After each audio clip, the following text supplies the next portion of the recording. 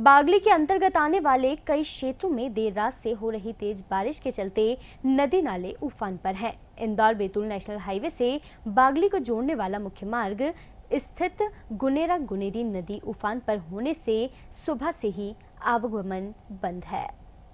बता दें कि तहसील मुख्यालय से कई गांव का संपर्क भी टूट चुका है। वहीं शनिवार सुबह 9 बजे से कक्षा 10वीं की पूरक परीक्षा संपन्न होना थी। बागली उत्कृष्ट विद्यालय में करीब 230 गांव के विद्यार्थी परीक्षा देने के लिए पहुंचते हैं, लेकिन सुबह से नदी नाले उफान पर होने के कारण परीक्षा केंद्र तक छात्रों को पहुँचने में काफी मुश्किल हो रही है। 24/7 स्टेट न्यूज के लिए बागली से लखन दांगी की रिपोर्ट।